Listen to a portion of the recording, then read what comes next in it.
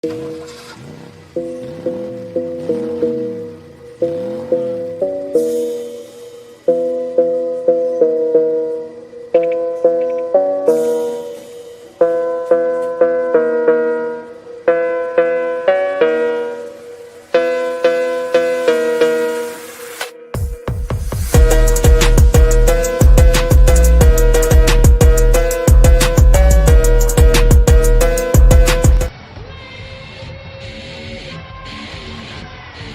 crap, I don't know who the hell we think we are when we do something like that.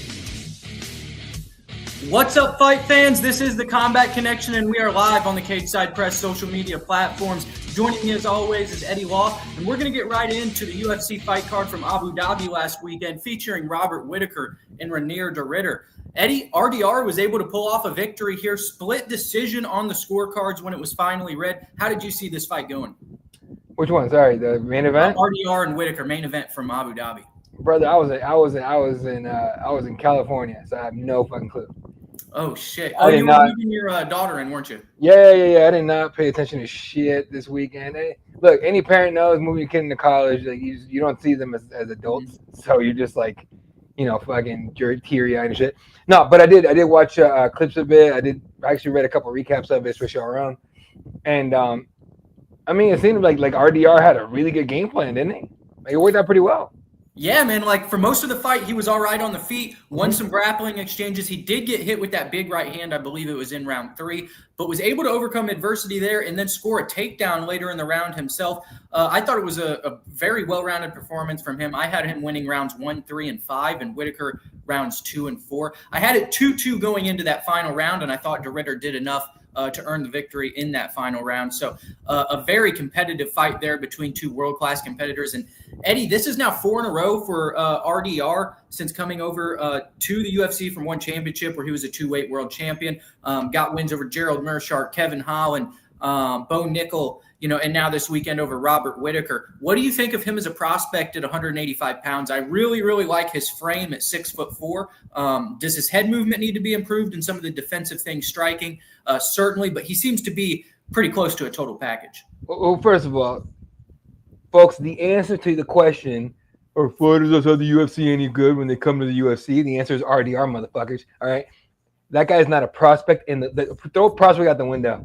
He's not a prospect. That man is a former 2-division world champion. The guys, go back and watch, not just you. I know you've seen him, but like everyone, everyone that doesn't know Reinier de Ridder before the UFC run, go back and watch his fights with Anatoly. How do you say his name? You remember his name? Malkin, thank you. Anatoly Malkin. Watch those fights. Sure, he lost, but they were competitive. Watch the fights where he won. The guy is not just a jiu-jitsu practitioner. He's a kickboxer. The guy can fight anywhere. So for anyone to be like, oh, Robert Whittaker's got this advantage, that advantage, like, did I think Robert Whittaker was going to win? Sure, because I thought the Reaper was going to come back trying to make a legit one more run. But you got to hand it to RDR, man. There's so much tape on Whittaker, and there's tape on de Ridder, sure, 100%. But it's different. It's a little weird. So, but 100%, the 6'4" range is perfect for middleweight. Like now, and people are going to be like, oh, blasphemy and all this shit. And I know I'm covering the card. I'd rather see DDP versus RDR, personally. I think that him versus the winner is going to be a very interesting fight. Did he maybe deserve the fight? Well, I'll look at it this way. Did Khamzat really beat anybody dominant other than, he finished Robert Whittaker comparatively to RDR, who went to the distance with him. But Khamzat kind of goes in there and gets people out of there. De Ridder was doing so until this past weekend, but it was a very competitive fight. I don't think that I would favor RDR right now just because Imavov is still out there too. Cool. A lot of people are giving respect to Kai Barallo. I saw DC and Chael saying that Barallo is the next shot. You like RDR. I like Imavov for finishing Izzy. I think he deserves something from that finish victory. So there's a lot of, fresh blood here at 185 pounds and new names coming up. So even after that fight in Chicago with Khamzat and DDP, we've got fresh faces on the horizon to face whoever's champion at that point in time. So 185 to me is on the up and up, especially compared to, the division after Anderson Silva left it. Right now, I feel like it's as strong as it's been in quite some time. And wide the fuck open. I mean, it's wide open. So here's the thing. Did you see what Dean Thomas said about Khamzat Chimaev? I think I did, but I forgot what he said. Okay. basically said it would be a disaster if Hamza Chimaev became champion. And I agree with him. How often do we ever see Hamza fight fucking anybody? Fucking never. Ever. Fucking ever. It's either an injury or a visa issue or this or that or a weight thing or this, all this other shit, dude. Like, Hamza, you cannot have him as champ because he won't fight. He just won't fight. All right? He beats DDP, then what? What are you going to do? Interim title this, interim title that? He's not John Jones. They ain't going to let him hold on to the title. So, no. I think you'd have someone you could headline every single Abu Dhabi card and all the Middle East cards. You go back there, they're putting on 4 fights a year in the Middle East right now. So yeah, it is what it is. We saw fans leaving early. David Shaw had to answer questions about that at the press conference because fans were leaving, during the Robert Whittaker and DeRitter fight, which, on TV is the most exciting fight in the world, back and forth. Yeah. Some rounds it was, but I really enjoyed it because of the competitive level. It was 2-2 going into the 5th, and it was anybody's fight throughout. So maybe they aren't necessarily hardcore martial arts fans, and they just want guys in the region. And they were more interested in Shara Magomedov than they were watching Robert Whittaker, which was it's a garbage crowd. Even the Tennessee crowd wouldn't. Even the Tennessee crowd, if it was a Shara Bullet against fucking anybody from the middle, just let's just say a Middle East or a card, a main event that should belong in Abu Dhabi. Mm-hmm. If that was main event in Tennessee, those fans ain't leaving. It's a trash ass crowd. It is what it is, and it's because they are homers in terms of they only support their own, and I totally get it. You go to Brazil, you're gonna die. The chant in Portuguese. You come to the USA these days, the USA. Okay, cool. Obviously the country's great, right? But to walk out of that fight was fucking stupid, in my opinion. Either way, but now you know why the UFC keeps coming back. It has nothing to do with the people. They get paid, son. Paid. And it is what it is. So congratulations to RDR. Got the biggest victory of his career in the UFC, and putting himself closer to a title with each performance. Real quick. If he doesn't get the winner of Hamza DDP, who do you put him against? Paulo Costa, in my opinion. I don't hate it. Let's do it. Because he just fought, right? Paul is calling out Chimaev himself. He wants to be towards the belt. How about you guys fight each other, and that basically decides, who's going to be next. Maybe Imavov gets a belt and gets the next title shot, and they fight on that undercard of that. Who knows? Dude, you are selling me on Imavov like a motherfucker. Now I want to see. Well, if you finished, you're right. You're right. I see guys like on other shows say, we got to get Izzy back for Sean Strickland. That could be a #1 contenders fight and all this stuff. And I'm like, bro, he just got finished by Imavov in February. Move on. Like, we're not even talking about Imavov. Nobody's talking about him. He just, honestly, he dominated Izzy in that fight, won the first round, and then knocked him out in the second. So I think Imavov deserves it more than anybody. You go look at his biggest win. It's bigger than Kai Baralo's biggest win. It's bigger than RDR's biggest win. It's bigger than anybody else in that division's biggest win outside of the champion, Dricus du Plessis, who has also finished Izzy. So I like Imavov, but as me and Eddie were discussing, this is a talent-rich 185-pound division right now. And congratulations to congratulations to RDR defeating Robert Whittaker last weekend in the main event. Real quick, sorry, one more on Robert Whittaker. I'm not keeping nerves on my bad, dude. Whittaker actually put out a statement saying, and I'm not done yet, this and that, whatever. Was there a feeling during the fight or after the fight that maybe Bobby Knuckles is done? It was so close, right? The fight was so close. I think that he easily could have won that fight. Yeah. And I was expecting him to win that fight when it went to a split. So he's still competitive at the top, right? He's still competitive. He can still make fun fights. I think that he's somebody who you stick around and maybe he gets 2 or 3 more. I'd like to see him retire in Australia, kind of in front of his hometown crowd there, where he was able to compete in front of 54,000. I think the biggest crowd in UFC history when he fought Izzy. So, yeah, I'd like to see him kind of have a send-off like Dustin back home. I think he deserves that. That'd be cool. Yeah. So moving down the card here, fight fans, another former champion, Peter Yan, returned to the cage to face Marcus McGee, who is streaking in this division. But Peter Yan put on a great performance in this one, winning by unanimous decision. I believe it was 29-28 on all 3 judges' scorecards. For Marcus McGee, it was the step up in competition in this one for me, right? So he'd been going in here and looking good against guys who weren't necessarily in that top 10 ranking. Well, now you're jumping up and facing a former champion like Peter Yan, who's fought everybody there is in the sport and faced top level competition before he even got into the UFC. So this is a guy who's been facing the best in the world for, countless amount of years here. and it showed. I thought the experience of Jan really showed in this fight, the volume. I saw McGee throwing 1 or 2 punches. He'd really try and load up on a big shot. But Jan was right there with leg kicks, right there with that jab. And the pressure, Eddie, it looked kind of like vintage Jan, making McGee fight off the back foot. I saw some of that fight on my phone when we were doing our thing. The thing about that fight was McGee was kind of wide-eyed. You agree? Yeah, that's what it didn't look like he'd been in. Yeah, he looked shocked. He was just like, "Holy shit!" Like, I've heard the stories of what the fuck is this? Like, it was that kind of deal.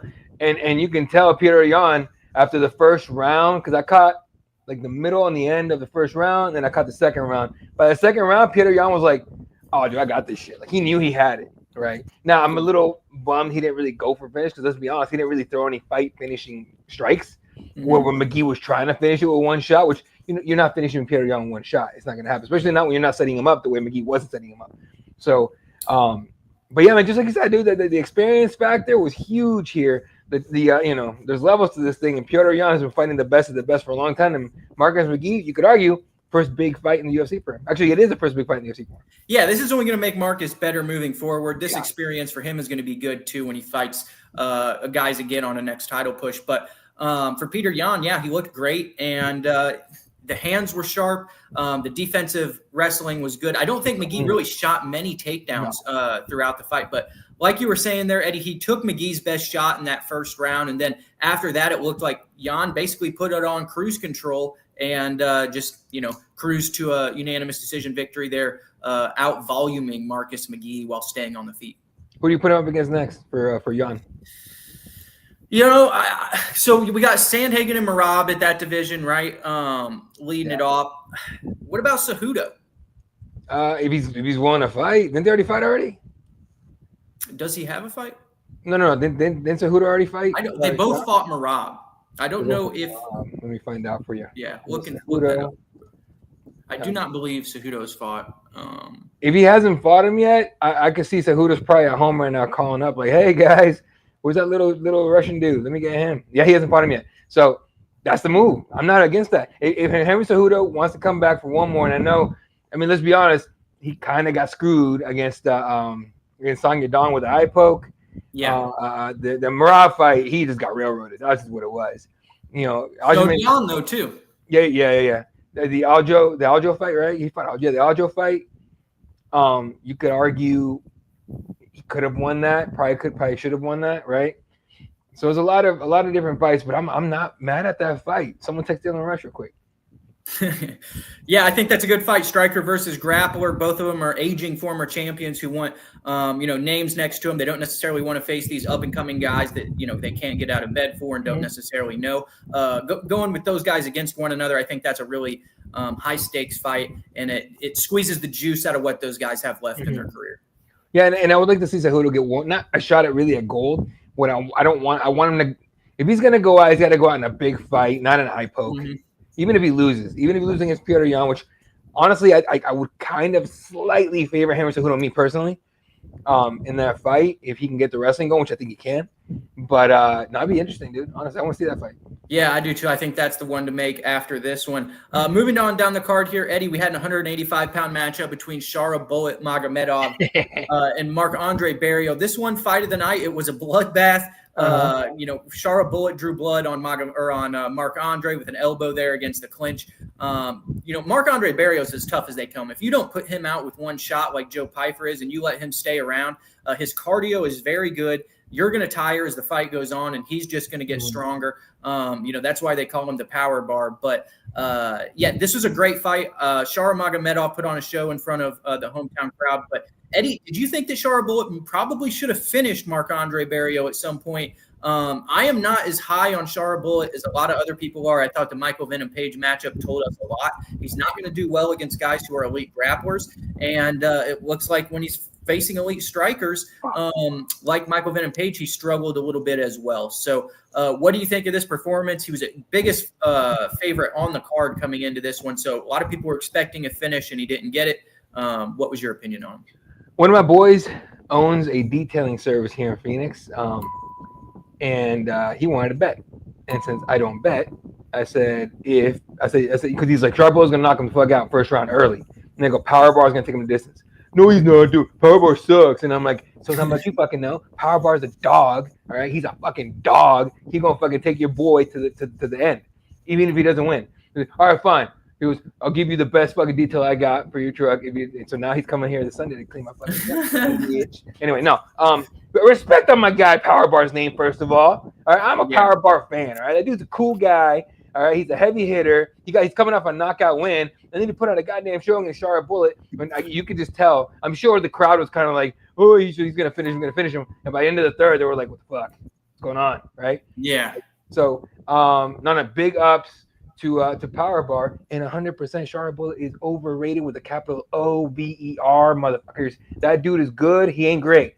He ain't great. He can't even get into the United States due to medical reasons with his eyes. So. No, dude, did you see that someone memed it? It was like Michael Bisping was like interviewing him, and he goes, "There's only one working set of eyes in this picture." That was fucking great. I was like, someone's quick with it. I like that one. Yeah, so Shara Bullet gets into the win column again as he will move up the 185-pound rankings and look to get a top 15 ranking probably in his next performance. But moving on down the card, Eddie, we did have a knockout victory by Bogdan Guskov, who is staking his claim as a new contender here in the light heavyweight division. Guskov has knocked out guys who are competing now at heavyweight in the past, like Ryan Spann, and gets a big win over Nikita Krylov this weekend and finishes this one with ground and pound. Now, Krylov coming into this one had lost to Dominic Reyes in a devastating knockout. We didn't know where the chin was. And really, Eddie, the first time he got cracked by Bogdan Guskov, he got out of there. But Bogdan has heavy power in both hands. He's a tough guy. He moves forward, and he's there to brawl at all times. So I think he's going to be a fan favorite moving forward, and is somebody that, when we look at this light heavyweight division, there's Carlos Olberg, who we'll talk about his matchup who just got announced. There's not that – it's not like middleweight. There's not an influx of all these guys that are prospects coming in. But Bogdan Guskov to me is somebody who is very interesting. Yeah, so here's the thing about that. It's interesting because – first of all, did you fucking call it, boy? I think you were fucking on the Bogdan train early. Yeah, I like him. I like Bogdan Guskov too. I did not see him doing this though. I'll tell you that much. It was great to have new blood at 205, man. We've been missing 205 forever. And people was like, yeah, back in the John Jones days. No, back in the DC days, it was good. In the John Jones days, it was piss boring because it was like no matter who John Jones was fighting, he was gonna take it easy. And like, first of all, should Dominic Reyes have been close to beating him? Fuck no. Should Thiago Santos have been close to beating him? Fuck no. Fuck no. None of those guys should have been even close. It should have been a massacre in the first round, but John Jones was lazy. It is what it is. So, and that's how good he is. He's so good, he wins when he sucks. It's fucking What fight did they just announce, Eddie? What, Johnny Walker versus who'd they just announce a Johnny Walker for? I was going to say that Bogdan should fight Johnny next, but I think he just got booked. Johnny Walker, let's see. Survey says Ming Yang Zhang. Oh yeah, that's the what are they doing? That's the China card in Shanghai. Thank you. Shanghai, September 20-something, 23rd probably. Do you think Bogdan deserves the winner of that fight? If it's Johnny Walker. I think he knocks Johnny Walker out. Johnny doesn't protect his chin that well.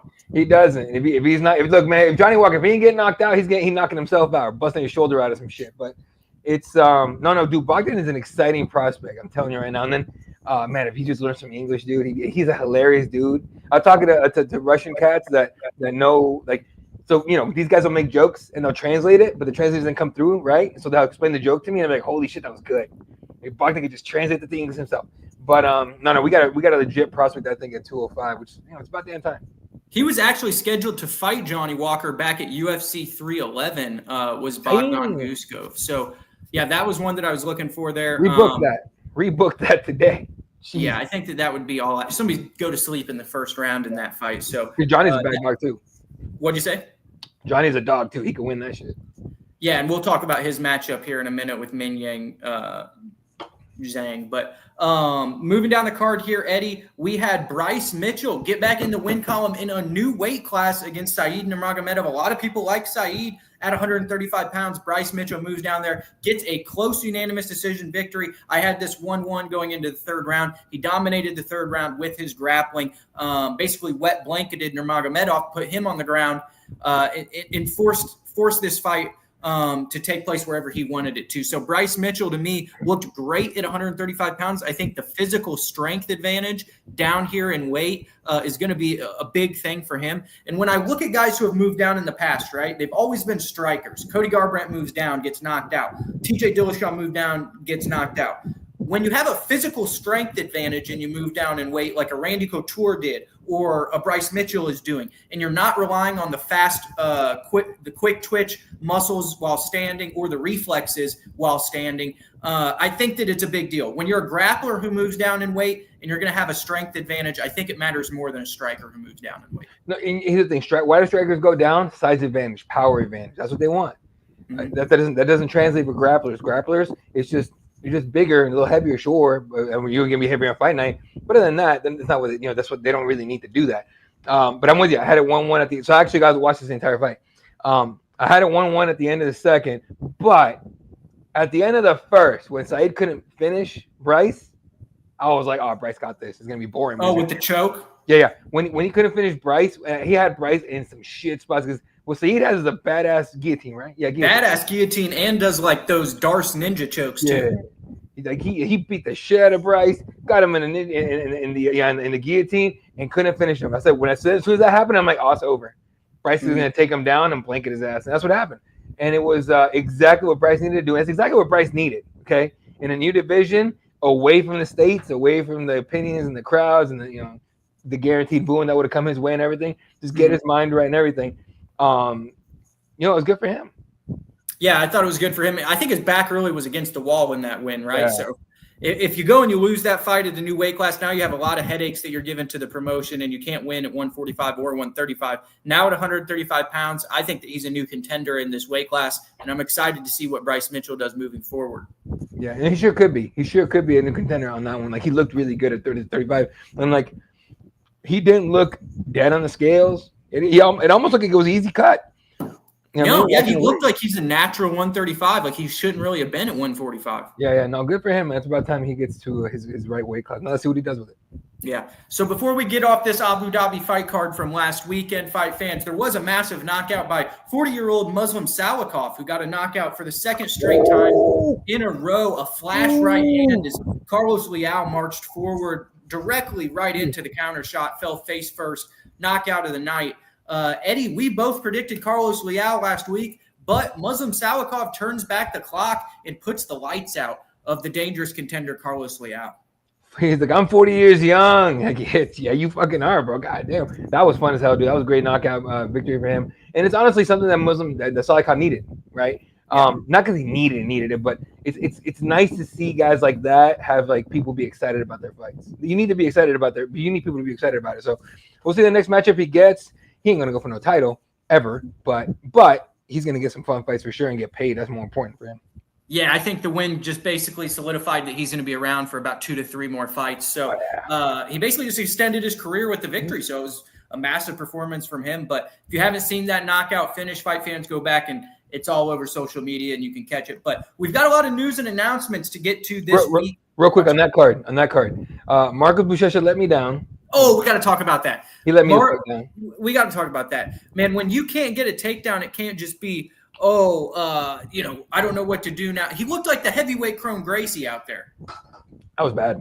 That's terrible. He let me the fuck down. You know who hyped me up, though? Baby Shark. Found her elbows. Everyone's like, women's MMA sucks. Eat a dick. That was fucking sick. Yeah, that was good. That was sick. All right, when you get those girls that have like violent finishes, beautifully done. So that was cool to see. Eddie, what do you think about these heavyweight prospects, right? Because we've talked about it. We've said, these guys at heavyweight, they're not as good as they used to be and all this stuff. But, when Robelis Despain shows up, he's out of the promotion in 3 fights. When Marcus Buchecha shows up, it's not looking good, right? No. So these guys who come over and they're one-dimensional, it's not like it used to be at heavyweight necessarily. So did Marcus Buchecha show up in better shape than Boudet? Yeah, but what happens when your game plan and your plan A gets thrown out the door because you can't get the takedown? Are you going to be able to do anything on the feet against Martin Boudet? And Eddie, there were times where actually Buchecha got to the back of Boudet with about 2 minutes on the clock there in round, I believe maybe it was 3, might have been 2, but he had a significant amount of time from back control that he did not one thing with. right? So I was really surprised by that. Were you surprised that when Buchecha even got to those advantageous positions, he wasn't able to get the fight finish? No, because sport jiu-jitsu is way different than MMA jiu-jitsu. People can debate that all they want to, but it's 100% true, right? What you got to understand is in MMA, like in MMA, like Boudet is not really training chokes. I mean, he is, but he's not. He's training defending. This whole camp, he was like, all right, cool. How do I fight against Buchecha's main submissions, which are rear naked chokes, arm shit like that? All right, cool. Oh, he's gonna go for it. All right, cool. 2-on-1. You're not gonna finish with one arm. It's really hard to finish with one arm, fucking rear naked choke. So it isn't like it isn't like. And hold on a second. That's not 100% true. It's not, but it's still different, right? But you're not wrong. The gloves are a huge difference. People don't think about that shit. Like if you put on an MMA glove, right? You go to your local fucking sports store and you get an MMA glove. All right, those are different. They're weird. It's hard to grip. The leather on your palm is hard to do. If you're not used to that, right? It's hard. Now, in one championship, did he face anybody worth a damn? No, right? Yeah. So I think Buchecha just found out he shouldn't be fighting MMA. Honestly. Yeah, I don't know if we see him again, Eddie. I don't want to see him again. I just go do IBJJF, go do ADCC, jump on a CJI card, UFC BJJ if you want to, but I do not want to see that dude in the MMA in the cage ever again. That was embarrassingly bad. Yeah, it was. And, I've always been a component. I wanted to see Rico Verhoeven in the UFC, right? The heavyweight champion over there in Glory Kickboxing. But, now looking at Despain and Buchecha, I don't know if these one-dimensional guys can do it anymore. Maybe Verhoeven's a better athlete than those guys with the hips and the coordination and the balance. And maybe he'd be able to stay on his feet. But I just don't see it with these one-dimensional guys anymore. The one-dimensional days, they've been over for years. But I feel like who's my favorite example? Holly Holm knocking Ronda Rousey out was like the stamp. Like no more one-trick ponies, motherfuckers. All right. Like they kept saying, like she even said, I think herself, like Ronda did, like beat this one-trick pony, then bitch, you can't do it. Mm-hmm. And they did it, and it turns out, oh, you can't be one-dimensional. You can't just run at Amanda Nunes like this, trying to grab her, all right, and not expect to get knocked out on the feet. It's you can't be one-dimensional no more. Y'all can forget about that. It's over. The one-dimensional fighter, it is over. So, fight fans, we do have some news and announcements from the mixed martial arts world. 2 fights got announced for the light heavyweight division. One is Minyang Zhang versus Johnny Walker that we were previously talking about a little bit. I think that Minyang Zhang is going to have a lot of success in that fight. For someone who's 6'6", Johnny Walker does not keep people off the inside very well. He's been knocked out by guys a lot shorter than him. And Minyang Zhang is tough. He's got a good chin himself, and he walks forward and has tremendous power. If he touches Johnny on the chin in that first round, I think that's going to be a bad night for him. And the other one was Carlos Olberg versus Dominic Reyes. Reyes got that big win over Nikita Krylov that we were talking about. And Carlos Olberg is finally going to get back in the cage after a long layoff. Those 2 fights, Eddie, which one are you more interested in? Walker. Look, here's the thing about Dom Reyes always goes for a finish. Like there's a lot of guys that like, I'm going for the kill, I'm going for the finish, and then they actually do it. Most guys and girls go, I'm going for the finish, it's nuts, and they don't fucking do it. You know who doesn't do it? Fucking Carlos Olberg. He ain't gone for a fucking knockout in years. All right. He had that 13-second knockout over Menefield in St. Louis, but I'm sorry. Other than that, it's kind of like you're saying, been cautious technical kickboxing. And I understand it. The goal is to win, not really to knock out, right? Dom Reyes could give a shit about that. Dom Reyes is gonna come for his head and everything. I honestly am not picking Olberg in that fight. Right? When that fight comes out, we'll talk about everything. Well, the reason I like Johnny Walker and Zhang is because Zhang is this unknown cat. Not because he's unknown, but because people don't think about him as anything. In fact, I guarantee you, when that fight comes up, people are gonna be like, "Who the fuck is this guy?" Like, watch. He's a killer. He's a bad dude. When he ends Johnny Walker, you guys are gonna be like, "Oh shit, new guy, not new. He's been here for a while." Yeah, like, chill out. We've seen him compete on the last couple UFC China, He's UFC. Good, dude. He's good. Stop hating on these guys just because they're not in your face speaking English and shit. God damn. Yeah, he is a force, and he's a big guy. You don't like this isn't like a race thing or anything, but he is a big guy for a Chinese fighter. All right, we don't see a lot of Chinese guys in the heavyweight or light heavyweight division. He is 6'4" and all of it. If he grew up in America, he's a guy who'd be like a tight end in the NFL. So he's got a big body. I mean, look, man. Hey, look. Yao Ming was an enigma. That guy was wild. Like I saw him in person one time, and I was like, "What in the fuck is that?" Yeah, like he might be. I'm not like he might be the only light heavyweight or heavyweight guy that we've had from China in years. I watched Suns Rockets here in Phoenix when I was a kid, and I'm just looking up like, how the fuck? And like Amari Stoudemire trying to box out Yao Ming was hilarious. They had to put Sean Marion on him because Sean Marion can jump up and like constantly and defend and be active. Amari was like, dude, I'm fucking tired of boxing this big motherfucker. Anyway, yeah, sorry, but you're right. He's a fun prospect. He's someone that, man, he knocks out Johnny Walker and they give him a big fight. He can make something happen here.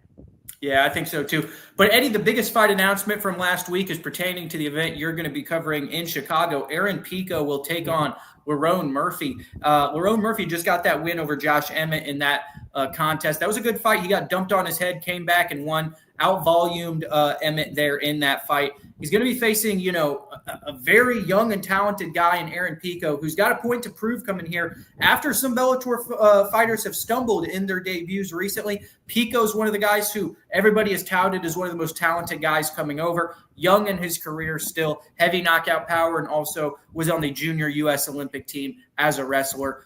Seemingly he can do it on the ground and on the feet. But Lerone Murphy is a very tricky customer, gets in and out of range fast, and sets up shots that nobody sees coming, including flying knees and creative techniques on the outside.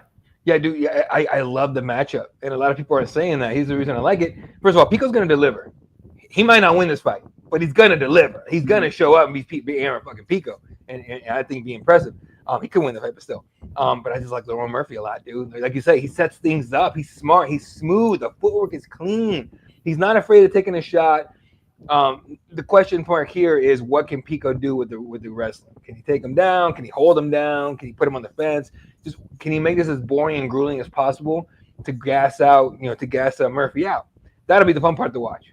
But no, it's a big ass fight. Honestly, I'm excited for it. I was kind of hoping we get Evlo at Pico as a co-main, but when we got Pico Murphy, I'm like, oh yes, let's go. Yeah, two young athletic guys. Fuck yeah. I think it could be a finish. So yo, put some respect on Lerone Murphy's name, man. I know he's a Brit and everything. We don't, people are here are just USA. I believe he's still undefeated, right? He's fucking 15-0 or something. I believe you're right. I will check that for you. But here's the thing about like Murphy, he's just clean, dude. 16-0. He's got one no contest, but yeah, still. Lerone Murphy and him. It's going to be a good fight. I don't see it necessarily striker versus grappler either. We're going to see what the takedown defense looks like for Murphy, but Pico might try and just throw big bombs in that first round and rely on the grappling in rounds 2 and 3. It's going to be an interesting one from Chicago. I believe 3 rounds, Eddie, right? Not 5? Just 3. No, Lerone Murphy's like, hey, motherfuckers, it's short notice. Fuck that. Yeah. That makes more sense. Now, what the hell happened in the UFC main event for this week? We've got Tatsuro Taira and Amir Albazi getting promoted on last week's card during the broadcast live, full well knowing that fight's not going to be made and come to fruition there the next week. So now this week we've got Tatsuro Taira taking on South Korean prospect Jung-Young Park, I believe his name is. I got to get this right. You're right, Jung-Young Park. Yeah, So, he's undefeated, 10-0, not the most known guy in the world, taking on Tatsuro Taira, who is coming off that loss to Brandon Royval. I don't know how to handicap this fight, Eddie, when I put predictions on it. And what do you think really happened here on short notice for Amir Albazi and these guys to pull out of the fight? So Amir actually released yesterday, the day before. He said that he wasn't medically cleared. It had nothing to do with anything else. He was too late to be cleared medically. Apparently, somehow that's, who knows. Somebody dropped the ball with the medicals there, 100%. And so he got, he's not able to fight. He's not injured, nothing like that. He just wasn't able to be cleared on time, is what he said. Which I will double check here for you in a second because I actually made a graphic. He said, I'll put it up for you guys. But the idea is he wasn't medically cleared on time. Here we go. I'm heartbroken to announce that I won't be fighting on August 2nd. I finished my whole training camp and did everything I could, but I wasn't medically cleared in time. The UFC and the commission made the call for my safety. I respect their decision, even though I want to step into the cage and take care of business. I'll be back stronger and better. There's a setback, not the end. So here's the thing that we need to understand and remember about Albazi. He withdraws like a motherfucker. He pulls out of more fights than he fights in. He's not active at all, right? At all. He's not active at all. We're like maybe a year removed from him being a possible title contender with a win over Moreno. I know he lost to Moreno, but had he won that fight, who else did he throw into the title fight? Albazi's the only guy. So it's really sad and it sucks to see. And it's cool that Peace of Mind, Hyung Sung Park's nickname is Peace of Mind, and I'm like, boy, just show up. That'll be enough peace of mind for me. But it's interesting to see the reaction was like, oh, this card sucks now, and I'm like, you guys complain about Apex cards already. How about you shut the fuck up? It's an Apex card. Yeah, Eddie, this might be one of the worst cards of the year, though. Let's look at the card real quick. Are we gonna talk about it? Yeah, and for Amir Albazi, to me, it seems like he's the flyweight division Armin Sarukian at this point. Like, you don't know, you can't count on him. You can't count on him. When he shows up, he performs well, but you got to get him to show up. Let's get into the UFC. But there's two really big fights in the PFL that I want to talk about a little bit more than the UFC, but we're going to run through the top 4 fights in the UFC real quickly, give you our prediction and instant analysis to those fights. We've got Tatsuro Chura versus Hung Sung Park here in a flyweight contest. Now, this one to me isn't as easy as it is, that some people might think. Some people say, oh, Tatsuro Taira is the prospect. He's already fought Brandon Royval. The thing is, this is stylistically a good fight because Hung Sung Park has good grappling himself, good takedown defense. Which one of these guys is going to win if this is a stand-up affair? Is Hung Sung Park more athletic than Tatsuro Taira? We saw on the feet he didn't necessarily look that comfortable against Brandon Royval. I think that if Park can keep this fight standing, it's going to be a lot closer than some people think. Yeah, I mean, Park, did he finish Shannon Ross with a nasty shot to the body? I remember that shit. It was a liver shot, and Shannon like crumpled, and then he got finished on the ground. No, this could be a definite. The only thing I give Tyra a lot of advantage in this fight, but the biggest part to me is the short notice part of it, right? And so, what does Park look like? He hasn't been in camp. Right, but he's able to show up and give us at least a couple, 2-3 good rounds, give himself a chance to win. We get out of that, dude. We get out of there, 4th, 5th round, it'll be tired by decision. But yeah, you're right. This is a hard one to figure out. Yeah, and for Park, he's a guy who's coming off of that road to the UFC show that they do. He won that, and then, like you saying, knocked out Shannon Ross, and then got a win over Carlos Hernandez last time out in the first round too. So. He's got 3 finishes since coming into the UFC. This is no cupcake and not a guy you have a lot of time to prepare for, like you were saying, on this short notice. So maybe this is going to be one of those fights that everybody shits on beforehand, and then it ends up being this entertaining thing that we're all excited about. No, I think it's going to be good. These guys usually show up to fight for sure. But again, if you look at the resumes, man, Tyra's faced a much higher level of opponents. But Park has a massive opportunity here to make a big name for himself. Yeah, I think so too. So that's your main event for the UFC this weekend. Moving on down the card here, we have a matchup at the lightweight division between Poland's Mateusz Rebecki and Chris Duncan. Chris Duncan is a very tough customer. We saw him knock out Charlie Campbell on the Contender Series. He does have power in his punches, but he has relied on grappling recently in some fights. Mateusz Rebecki is a good grappler of his own. I believe Rebecki did have a loss there. His loss to, I believe, Orlabai was a big one. But in this fight, if the fight stays standing, I see 2 good grapplers. I see Chris Duncan maybe hurting Rebecki on the feet here with some of his big power. But I think that Rebecki's going to be able to use a physical strength advantage on him late in the fight. And we're going to see a decision win by Mateusz Rebecki. But I think this is actually going to be a firefight in one of the better fights on the card. Yeah, and it was Diego Pereira that Rebecki lost to. But he beat Orlabai. But no, yeah, I think I'm leaning Rebecki as well on this one. The power and everything like that. I know Chris Duncan's been training with not Killcliff. He's been training ATT or Killcliff. Either one. You're talking about Rebecki, or are you talking about Duncan's at ATT? Duncan's at ATT. Yeah. So he's got very high level training partners now. So let's see what he pulls up with. I lean towards Rebecki in this one, but I think we'll get a scrap for sure. I honestly, with this card, it's a big who gives a shit. Honestly, when it comes to we care about the fights themselves 100%, but we care also about storylines, right? We always talk about what's next with the win. He lost. What's next with whatever. There's a lot of really not much there for that one, but this should be a fun one because I think Rebecki's gonna come in and do something crazy. Yeah, I thought he had lost that fight to Orlabai. It was a split decision that went his way, and it could have got Orlabai. There was a lot of arguing that night. I remember that. Yeah.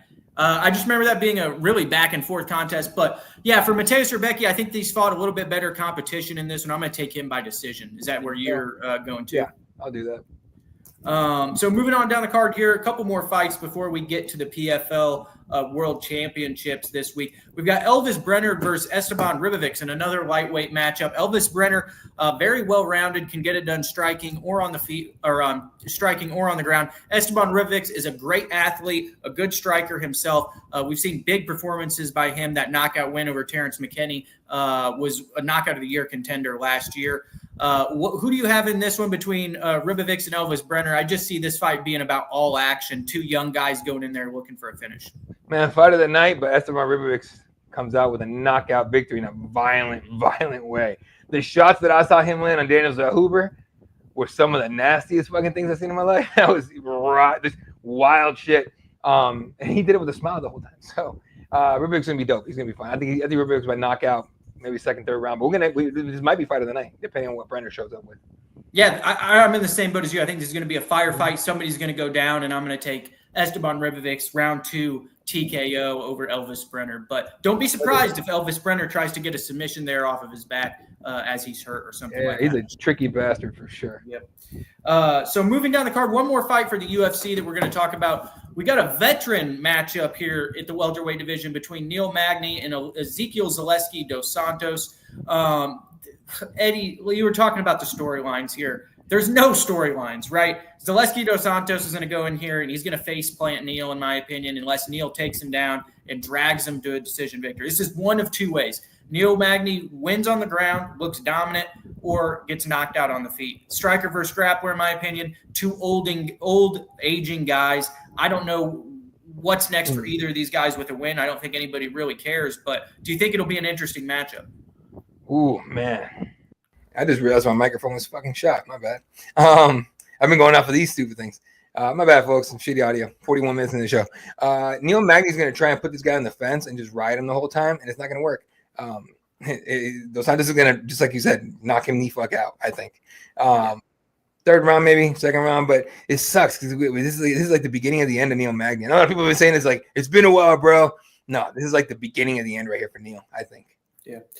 He's a vet, man. Like 10 years ago, he was sitting here, in the rankings, right? So he's seen it all, But the fight, when I look at this one, is Santiago Ponzinibbio. When Neil was even back in his prime, he got face planted by a guy who moves forward and throws big punches. Now, Ponzinibbio back then is a different guy than we see Ponzinibbio today because of those injuries. But I think the style is similar to that of Ezekiel Zaleski dos Santos. Is dos Santos necessarily as good as Ponzinibbio was then? I don't know. We're going to figure that out. But he's going to put pressure on Neil. He's going to make Neil fight off the back foot, which Neil is kind of accustomed to doing at this point in his career. But Zaleski dos Santos, to me, is going to try and stalk him down and get the victory, or Neil's going to somehow find a way to get on top of him on the ground. Neil's been losing since he started growing the hair out, bro. He got to cut that shit off, bro. That's just bad luck, my guy. Save it for after. Like Rashad Evans, save it for after. That's what I was going to say. It looks like roster Rashad. Yeah. Save it for after your career. Go hang out with Rashad. He go to his hair guy, get the whole front line figured out and all that shit. And then you can wear that shit. But since then you've been taking L's, dog, and I'm not saying that's the reason. I'm just when it comes to sports, I'm superstitious. I've always been that way, so it is what it is. But Zoltano should be able to come in and finish this. But you're right. No one cares about this fight. Yeah. Honestly. Now, 2 fights on the PFL card. I think people. Sorry, my bad. Let me throw one more for UFC. I'm excited about because they've been starting to talk shit today. Danny Silva, Kevin Vallejos. Kevin Vallejos, for some reason, comes out today on Twitter and goes, "I heard Danny Silva's not making weight." Danny Silva's gonna make weight. Relax, okay? But Danny Silva puts out a video on his story. He's eating a fucking breakfast. He goes, "Yeah, I'm not making weight." Like this fucking guy. So I want to see some heat out of this one, honestly. And I think this one might steal the show tonight or for Saturday night. But like the height differences, the skill, this is going to be a nice little chess match here. Yeah, Danny Silva by decision, by the way. But that's what I'm going with. All right, fight fans, if you're out there and you're a gambler, Eddie likes Danny Silva by decision. But we do have a fight on Friday night. I believe it's on Friday night, right, Eddie? Yep. The PFL has 2 world titles on the line from Atlantic City, New Jersey. Thad Jean will take on Logan Storley in the welterweight main event for the $500,000 grand prize and tournament belt. Eddie, I don't know if you saw those tournament belts that they came out with. They're pretty cool. They they put them up on Instagram.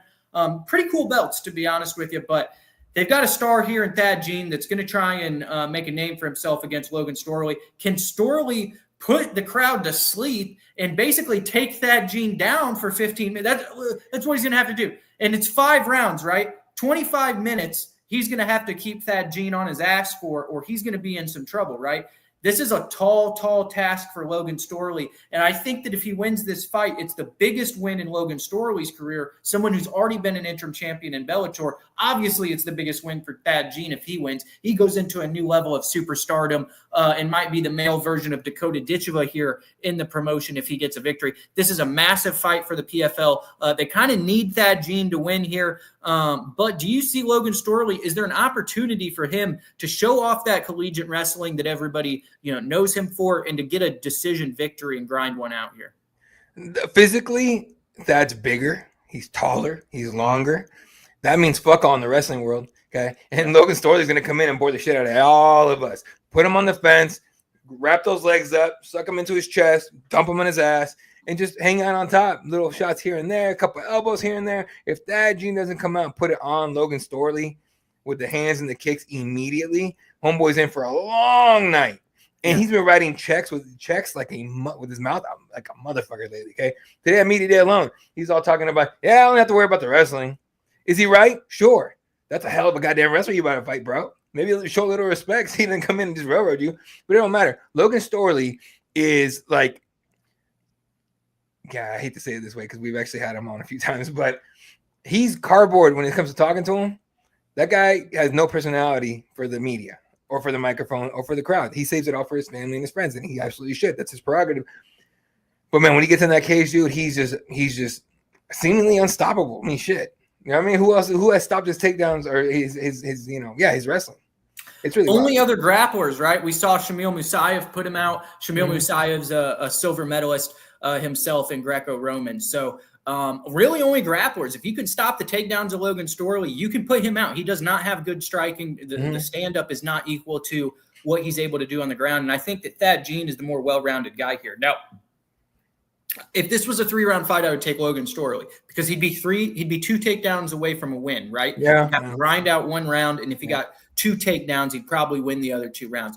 But over 25 minutes, I think this is going to be a really tough task for him here against Thad Gene. Jason Jackson's a good grappler in his own right, one of the most well-rounded guys in the whole sport. He was able to take Thad Gene down in spots, but Thad Gene was able to get back to his feet, and when it was on the feet, he obviously did more. So I don't know. Is Logan Storley that much better of a wrestler than Jason Jackson to where Thad Gene can't even get up once he hits the floor? That's what's going to be interesting to me to see how dominant is Logan Storley on the ground comparatively to Jason Jackson and some of the other guys that Thad Gene's fought. But if you look at the 2 guys that Thad Gene beat leading up to this fight, Muhammad Burkamov and Jason Jackson, way better competition than what Logan's had to do or anyone else in this welterweight tournament. Yeah, no, 100%. And Thad, he's a favorite. He should win. He should win, honestly, right? And like you said earlier, the PFL needs Thad Gene to win. Now, I'm not at all convinced they're not going to screw that up too. But if Thad Gene wins this, dude, it's massive for him. He's the star in PFL. It's him and just like you said, Dakota Ditcheva. Hey, PFL, maybe next time put him in, I don't know, a card in the U.S. instead of like throwing him in Africa for no reason. All right, please. But no, dude, I think it's a big fight for both men for sure. But Logan Storley, he wins this, he can start thinking about walking away, right? For Thad Gene, it's just, stacking up, racking up wins and checks, man. It's going to be wild for him. Yeah, this is a huge fight for Thad Gene. Maybe if Logan wins, he goes out on top as champion. I hope so. But moving down the card here, this is one of the best fights, in my opinion, of the entire calendar year for the PFL. Ooh. We've got Jesus Pinedo, the dangerous one-punch knockout artist who's knocked out Gabriel Braga and Adam Boric on his way to this tournament final, taking on Movlid Kovalaev, who's had to grind out very competitive and gritty wins over Jeremy Kennedy and Tae-Kun Kim coming into this final. Now, Movlid obviously trained with Khabib on the way up, undefeated. He's the guy who kneed Jamin Jackson in that viral knockout that they always show before his fights. And he did win a tournament previously before taking some extended time off and coming back this year. I asked Movlid when he fought in the last round, if he won this tournament, would he come back the next calendar year to fight? And he said that So what would happen basically is they would jam 4 fights into 3 or 4 months back in the last format. And he was saying with the new format where we're fighting once every 2-3 months, he said it would be a lot easier for him to come back the next calendar year and try and do it over again, kind of like Godzi Rabadnov is doing at lightweight. But for Movlid, here's the deal, right? He's going to have to take him down, and Jesus is going to have to keep this stand. And this is, if we talked about striker versus grappler in the last matchup, this is even more so striker versus grappler. Jesus Pinedo, if the fight stays standing, I think will knock out Movlid. Movlid almost got knocked out by Jeremy Kennedy in that first round. But if this fight hits the floor, Movlid may go and submit Jesus Pinedo in a round or 2. So how do you think this fight goes, Eddie? This is a really highly competitive matchup, and I'm assuming this is pretty close on online sports books. It's going to be close for sure, but I think too, I can't bet against Jesus Pinedo. That dude just seems to pull it out of his ass whenever he feels like it. I would love to see, what do you call it? I would love to see a knee up the middle on a takedown or something wild like that. Yeah, but who knows what's going to happen? I think this is going to be a grind out fight. I think Pinedo's going to pull it off by decision. I think we're going to get a lot more out of this fight than we think we will. I don't think it's going to be a highlight reel for anybody. It would be great if it was, highlight reel, but I don't think it'd be a highlight for anybody. I think it'd be like a hard fought win. Both these guys already won the tournament once before. Yeah. Who else? Someone's won it like multiple times, right? Besides Harrison. So they had they flipped a couple times.